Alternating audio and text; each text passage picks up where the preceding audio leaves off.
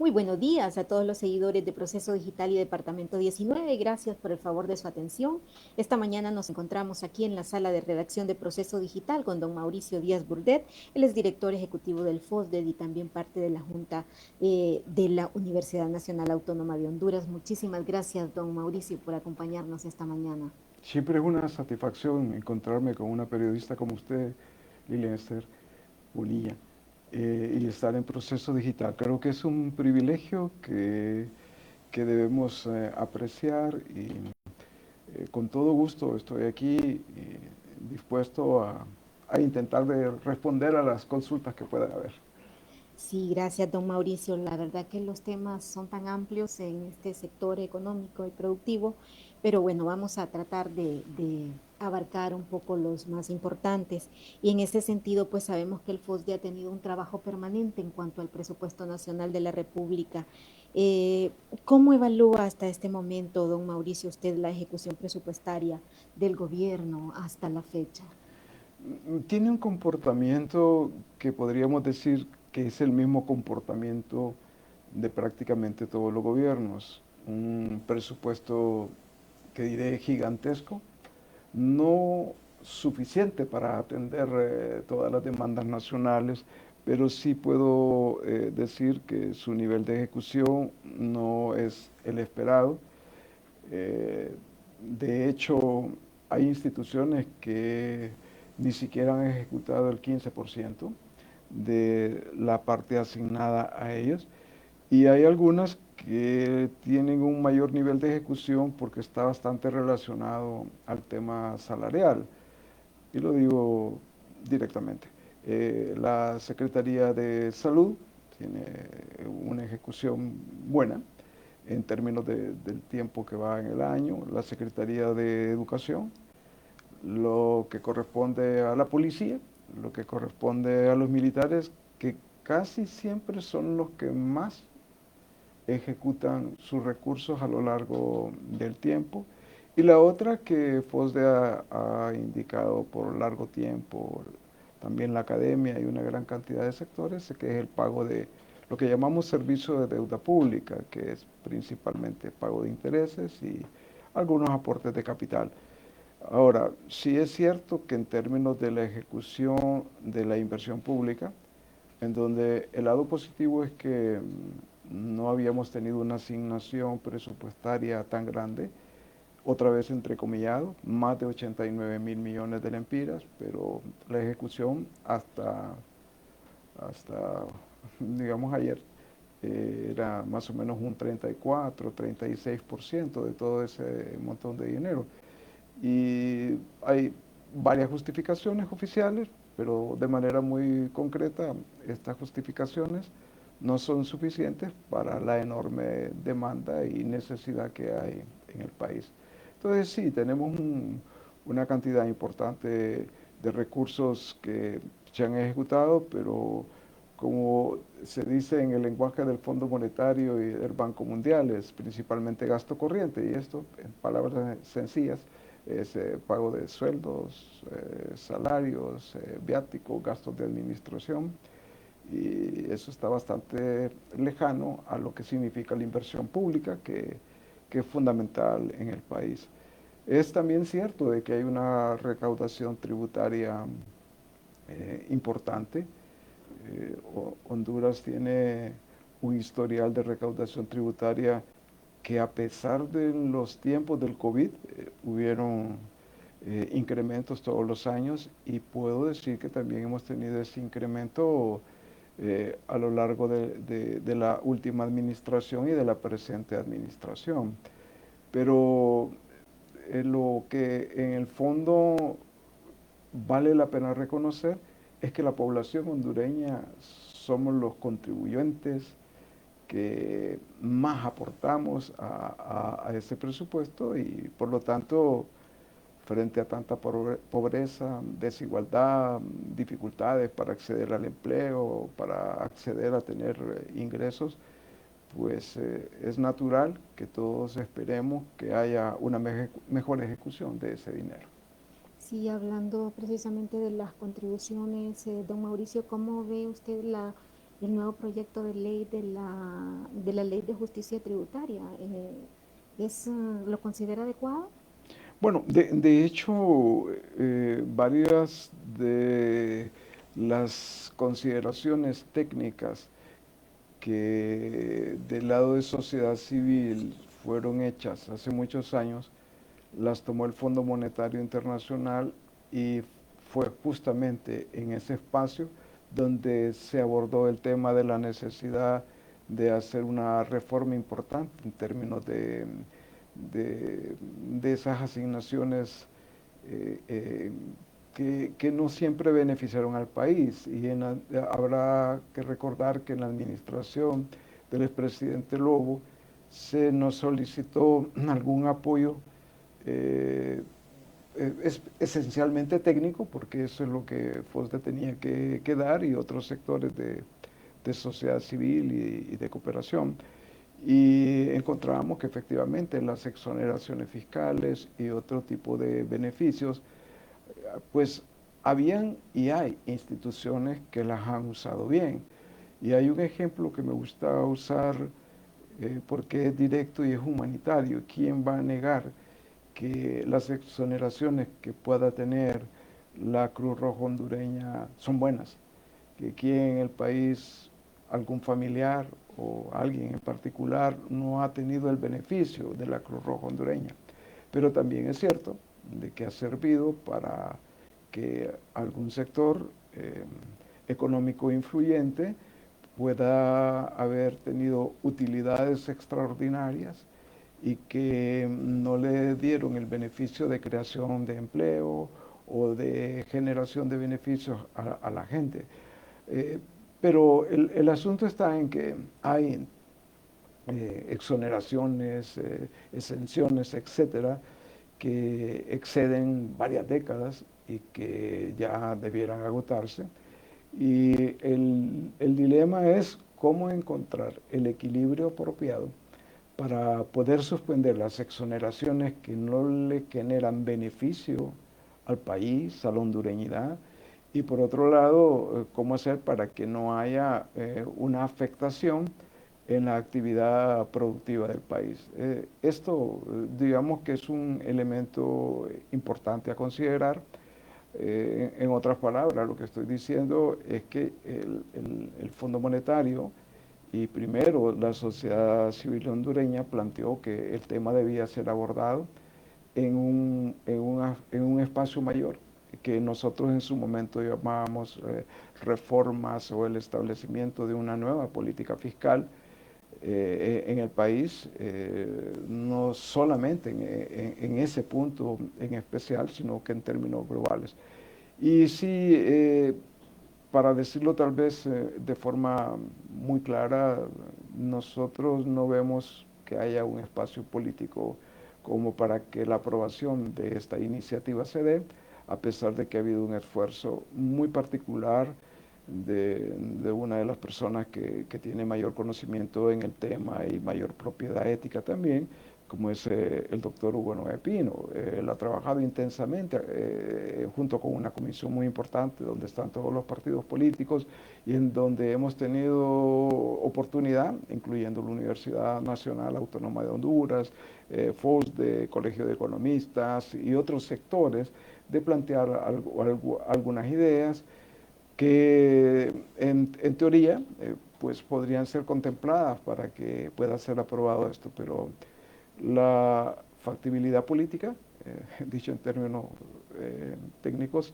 es limitada, muy difícil que esto pueda aprobarse y es bueno ponerle un punto final porque hay como una incertidumbre en donde habrá que contemplar que, por ejemplo, un sector empresarial estará pensándosela bien si quieren entrarle a un tema de inversión y si quieren ser o no beneficiarios de este tipo de medidas. Pero efectivamente sí es un campo fuerte y que ojalá pueda tener una resolución pronto. Sí, don Mauricio, retomando el tema del presupuesto, ¿Está o no alineado el presupuesto general de la República con las necesidades económicas y sociales del país? Y por otra parte, ¿qué ajuste recomendaría usted para el proyecto de presupuesto del ejercicio fiscal 2025? Bueno, de hecho, no hay manera de desconocer que la asignación presupuestaria toda la vida es, digamos, que una ampliación de los presupuestos institucionales anteriores. Y tampoco se puede dejar de lado que tener una disponibilidad de más de 400.000 millones de lempiras, pues ningún sector tiene esa eh, buena tarea de poder ejecutar ese nivel de recursos. Pero cuando observamos el panorama general, pues habrá que seguir insistiendo que no es correcto que las niñas, que los niños tomen clases en el piso, que estén debajo de un árbol. Por mucho que amemos la naturaleza, hay condiciones pedagógicas que tienen que tenerse para que el aprendizaje sea mejor. Tampoco se puede negar que hay problemas en el acceso al tema de salud y que habrán personas que mueren por ausencia de diálisis o esto que purifica la sangre o porque necesita un medicamento que alguien podría considerar que es lujoso o para otro tipo de sociedad. Nadie lo puede esconder. Y lo digo considerando el alto riesgo de esta declaración, que es histórica mía y de varios sectores y de las instituciones en las que yo estoy y he estado. Y es que uno nota que todos los años la asignación a las Fuerzas Armadas y a la policía sigue siendo creciente y uno se pone a pensar, bueno, de que son garantes. Si los niveles de inseguridad, los niveles de denuncia, que incluso no solo en los juzgados hondureños, sino hasta en los juzgados de Nueva York, implican a personas que han usado debidamente los recursos que tienen estas instituciones.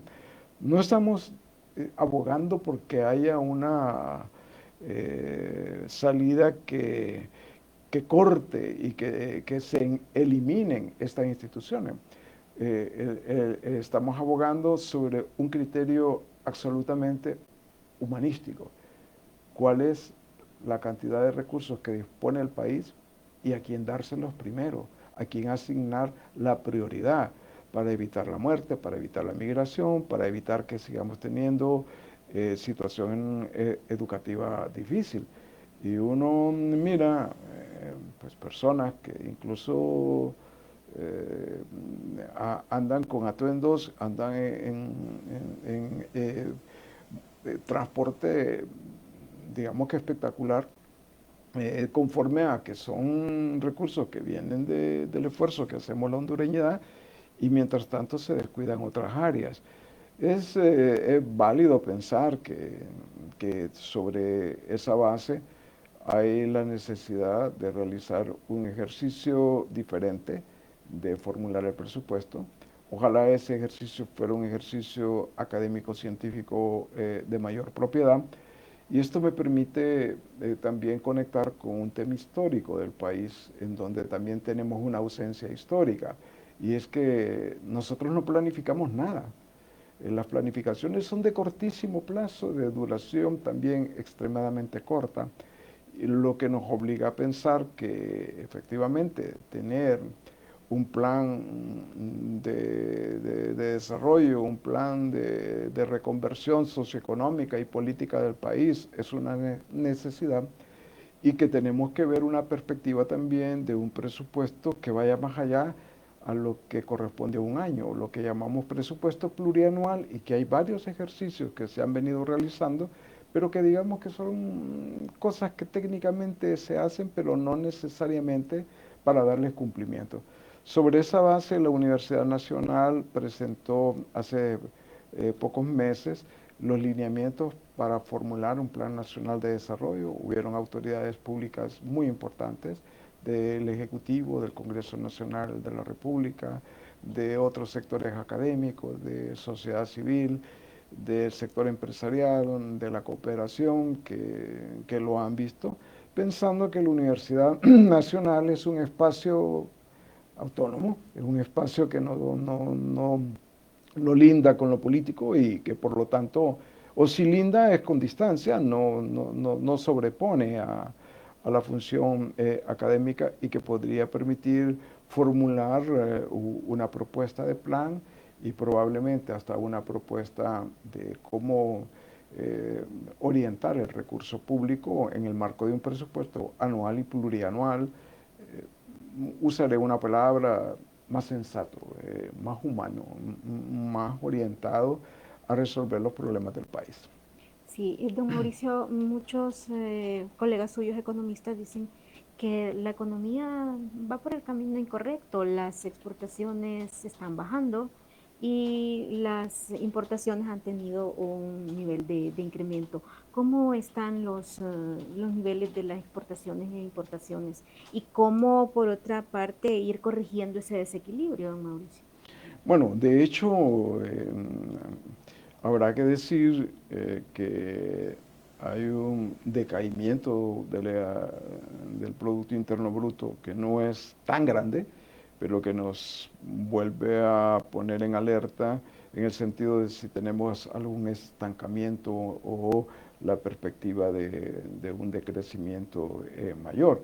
Pero para decirlo también de otra forma, las exportaciones siempre han sido bajas, pero han caído 9% este año. Y eso no es poca cosa. Más o menos que han bajado unos 400 millones de dólares. Y las importaciones están básicamente iguales. Es una pequeña caída que han tenido, pero muy pequeña que puede ser vista de otra forma. Pero, ¿qué nos dice eso? Bueno, que si traemos cosas de fuera, que tenemos que pagarlas en dólares o en euros o en otras monedas, y lo que nosotros vendemos afuera es mucho menos, más o menos ahorita pudieran ser unos 4.000 y tantos millones, tal vez 4.050 millones de dólares en exportaciones, y las importaciones ya son más de 10.000 millones. Entonces uno dice, ¿y de dónde saco los dólares para poder pagar? Y eso tiene un planteamiento muy concreto de las remesas, del nuevo endeudamiento y tal vez algunas donaciones, pero resulta que lo único que ha crecido es el nivel de remesas, que el argumento que técnicamente hemos planteado es que toda la macroeconomía y la microeconomía, es decir, el Estado hondureño depende de las remesas. Si no fuera por la entrada de este año, estoy calculando, en este caso hablaré de título personal, que pudieran ser unos 9.800 millones de dólares, es una cantidad gigantesca que no hay ninguna actividad económica en conjunto con el país que pueda superarlo. Si no fuera por esa cantidad de recursos que vienen de fuera, pues la situación social y económica sería más grave. Y diré lo otro, tenemos un estancamiento en el empobrecimiento o en la pobreza que anda entre un 60 o un 70%. Aquí uno se puede matricular casi con cualquier porcentaje. En todo caso es algo inadmisible que haya indicadores de pobreza de esa magnitud. Pero si no fuera por realmente este dinero que viene de ese más de 1 millón de personas que viven en el exterior, el nivel de calamidad socioeconómica del país sería extraordinario. En otras palabras, de no ser por esas entradas de dinero, el Empira podría costar no sé cuántas veces más de lo que está costando en este momento. La escasez de dólares sería verdaderamente abrumante, porque uno no puede negar que sí hay una caída de las reservas internacionales netas. Yo le he calculado que pudieran dar entre el año pasado y este año en un poquito más o alrededor de unos 1.400 millones de dólares, pero todavía hay un nivel de recursos importante, pero con este comportamiento de que las exportaciones están cayendo y las importaciones están más o menos iguales, pues de algún lugar habrá que tomar esos dólares para poder pagar el exceso de cosas que traemos de fuera y que no necesariamente mejoran nuestra situación. Hay algo que creo que vale la pena también decir. El índice mensual de actividad económica tiene también una cierta reducción. eh, Otra vez, los datos porcentuales, nosotros usamos la cifra oficial de Banco Central. Ahorita no se ve que sea tanto, pero sí es cierto que hay una caída y que por lo tanto son algunos sectores los que en realidad concentran la contención para que esa caída no sea mayor. No necesariamente es bueno, pero, voy a citar sin ánimo de entrar en conflicto con sectores económicos, y es que la mayor parte de esa mejora del Producto Interno Bruto, del índice mensual de actividad económica, la concentran tres sectores, y es el sector bancario, que ahorita le subieron lo que llamamos tasa de política monetaria, que dicho en sencillo es como aumentarle un poco más a la tasa de interés desde perspectiva oficial, y luego hay otras connotaciones, lo que tiene que ver con los que se dedican un poco al tema energético y quizá otras actividades que en un tercer sector que podríamos contemplar desde varias perspectivas, pero lo concreto es que son pocos los dueños de esos sectores y son donde más se concentra el nivel de recursos. Una denuncia que también se ha realizado por diversos sectores que hemos trabajado, por ejemplo, el tema migrantes, ahora nos encontramos con la sorpresa desagradable de que aún personas que tienen empleo están migrando. Y entonces nos poníamos a pensar, bueno, ¿será porque el nivel de inseguridad es tan espantoso que no pueden vivir en donde están? Sí es cierto, un buen porcentaje tienen ese problema, pero otros porque no les alcanza, otros porque la perspectiva de vida que se ve en el país es tan restringida que optan por una opción, que es una opción que en términos macroeconómicos para el país es bueno, pero en otros términos no necesariamente. Sí. Don Mauricio, ¿qué podrían hacer las autoridades para aprovechar, digamos, ese impacto tan grande que tienen las remesas en el desarrollo económico del país? Bueno, la universidad hizo un planteamiento que me parece que es oportuno. Si la principal fuente de recurso externo son las remesas, entonces necesitamos abordar el tema de política migratoria y el tema de remesas de forma tal en que podamos aprovechar esto que en este momento sigue creciendo, pero puede llegar un momento en que decrezca o se estabilice. Pero, ¿qué quiero decir con esto? Bueno, ¿cómo hacemos que esas cantidades enormes de miles de millones de dólares todos los años puedan ser usados de forma productiva? Nosotros creemos que puede haber algo como el Fondo de Desarrollo del Migrante, donde las personas que siempre están pensando, especialmente los mayores, y los mayores no estoy hablando de gente muy mayor, estoy hablando aún jóvenes de 30 años que piensan que van a regresar, pero que pudieran invertir de manera más ordenada como país en temas de vivienda, en temas de compra de tierras, en temas de ganadería, en temas de agricultura y en los temas de aprovechamiento de la experiencia que han tenido, particularmente en los países del primer mundo, donde aprendieron tecnología, formas de trabajo, etcétera, que pueden ser innovadoras. Eso solo para poner un ejemplo, pero también hay otros que son sumamente importantes de destacar, y es que la inversión privada y la inversión de la cooperación internacional no puede seguir de la misma manera en que se ha venido haciendo. Y el ejemplo más sencillo, no podemos seguir construyendo las carreteras ahí donde hay enormes inundaciones y en donde todos los años hay que hacer reparaciones o búsqueda de limpiezas para que esa infraestructura no se dañe. No podemos tener infraestructura educativa y de salud en los lugares inundables. Eso significa que estar en sintonía con algo que es terrible, que tiene que ver con el cambio climático, sea también un ingrediente para que el poco dinero que podamos disponer para hacer inversión pública sea de la forma más apropiada.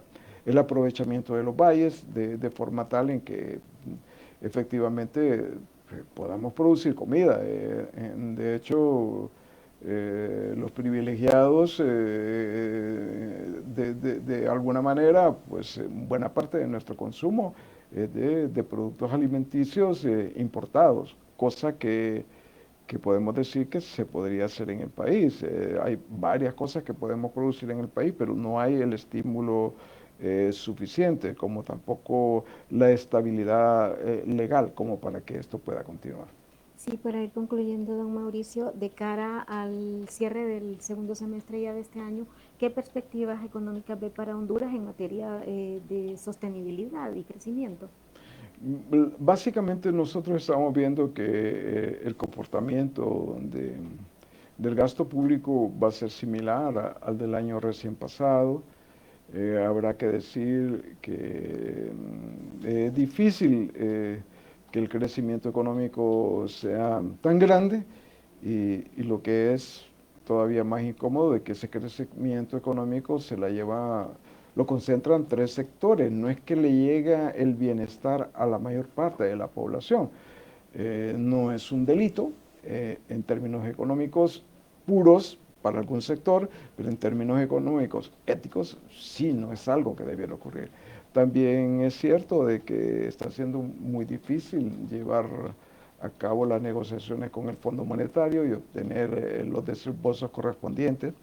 De hecho, la cantidad de dinero que Honduras ha adquirido en calidad de endeudamiento externo es menor y es mucho mayor la cantidad de endeudamiento interno, que ya había sido previsto en el presupuesto público, pero que de todas formas no es suficiente como para poder atender todas las demandas nacionales. Y lo otro que no podemos negar es, tenemos que dar estabilidad en la parte política. Una reflexión muy sencilla. Se piden 1.492 millones para las elecciones internas. Pero si tenemos más de 400.000 millones para otras cosas y no ejecutamos, la democracia, pues sí, tenemos que invertir en ella. Es un elemento importante porque es gobernabilidad. Pero 1.400 millones es un porcentaje tan pequeño respecto al enorme tamaño de nuestro presupuesto que debiéramos de darle una prioridad y no estar como el país suramericano en un nivel de zozobra que afecta directamente la estabilidad y el bienestar de las personas, porque la inestabilidad produce desesperanza y al mismo tiempo produce pocas posibilidades de sobrevivencia. Sí, ¿cómo ve la visita del Fondo Monetario Internacional? Bueno, de hecho todos sabemos que se ha suspendido, aplazado, no hemos logrado las conversaciones con ellos. Hay varios temas pendientes que no se han logrado, casi muy parecido como lo de la Sisi, pero hay un convenio suscrito. Entonces es probable que en los próximos meses venga y advierto personalmente que lo más seguro las negociaciones van a caminar un poco más en lo que se denominan las reuniones de otoño del Banco Mundial y el Fondo Monetario en Washington en el mes de octubre próximo. Por ahí pueden haber algunos adelantos, algunas cosas que pudieran, digamos, arreglarse, pero sigue siendo un asunto difícil. No siempre lo que propone el Fondo Monetario es lo mejor. De hecho, buena parte de las dificultades que tenemos es porque ciertas recomendaciones históricas de varios organismos financieros internacionales han sido técnicamente inapropiadas y no exactamente lo que el país debiera haber tenido y seguir teniendo. Sí, finalizando, don Mauricio, como usted es parte de un sector tan importante como es la academia, eh, siempre hay quejas del presupuesto también precisamente de la Universidad Nacional Autónoma de Honduras. ¿Cómo está este tema? ¿Se necesita un incremento? ¿Qué es lo que se necesita puntualizar en ese sector? Bueno, de hecho, la Universidad Nacional Autónoma de Honduras no recibe la asignación del 6% de los ingresos netos que debe de proporcionar el gobierno conforme a la Constitución de la República. Hay un irrespeto a la Constitución de la República, pero al mismo tiempo hay una urgente necesidad de recursos que incluso se ha denunciado y que nos parece válido. El rector, doctor Lodir Fernández, ha señalado de que hay retrasos también en los desembolsos, no solamente que no se le dé el 6% a la universidad, sino que también hay retrasos en los desembolsos correspondientes a este año, ya sumados con los de otros tiempos, ya supera los más de 1.000 millones de lempiras. Es muy difícil atender la educación universitaria sin suficientes recursos. Hay una nueva administración en la que hemos tenido la oportunidad de nombrar prácticamente todas las autoridades, desde el rector, los vicerrectores, los decanos, los directores regionales que hay en diferentes lugares del país. Solo está pendiente uno, y creo que una de las facultades de la universidad. Y esto nos dice entonces que efectivamente hay una urgencia de tener estos recursos y de que el aporte de la universidad sea mayor. Quiero dar un ejemplo que a mí me dejó impresionado y sigo estándolo. Por ejemplo, la universidad apoyó muchas mujeres cuyos esposos no ayudaban a sus propios hijos y hacíamos la prueba de ADN, es decir, para ver si efectivamente el papá es la persona que se considera. Esto ayudó a muchas personas, a muchos niños. Lamentablemente hay que obligar a alguien que cumpla responsabilidades, pero por ejemplo hay otro tema. La universidad proporciona la mayor parte de la información cartográfica del país, es decir, de los mapas y cosas que son necesarias en el sector público. La universidad ha contribuido para que, por ejemplo, se pueda elegir la Corte Suprema de Justicia, el Ministerio Público, ahí se hacen las pruebas psicométricas, ahí se han dado instalaciones. En términos del COVID, la Universidad Nacional también usó y puso en uso todas sus instalaciones para poder atender personas. Es tal la magnitud que buena parte del dinero que le asigna el Estado hondureño lo devuelve a la sociedad de forma tal en que digamos que es una contribución que es obligada para la universidad. No es que es algo que es voluntario, tiene que ser obligado, es algo que tiene una responsabilidad en el sentido de que el dinero es público y por lo tanto tenemos que hacer un uso de ese dinero de forma apropiada. Muchísimas gracias, don Mauricio, por este amplio análisis que nos ha hecho de diferentes temas. Le dejo las cámaras de Proceso Digital para su mensaje final. Muchas gracias, siempre es una satisfacción hablar de cosas propositivas acerca de nuestro país y es un honor para su servidor estar al lado de una periodista tan connotada y también de un periódico tan importante que quizá no haya nadie que no lo lea, quizás solo el que no tenga acceso a los sistemas digitales, pero lo hacemos con mucho gusto y nuestras felicitaciones y nuestro agradecimiento. Muchísimas gracias. Nos ha acompañado esta mañana don Mauricio Díaz Burdet, fundador y director ejecutivo del FOSDE y también parte muy importante de la academia. A todos nuestros seguidores les invitamos a seguir informándose en nuestra plataforma y esta y otras entrevistas usted puede verlas a un solo clip de nuestra plataforma y también de nuestras redes sociales. Muchísimas gracias.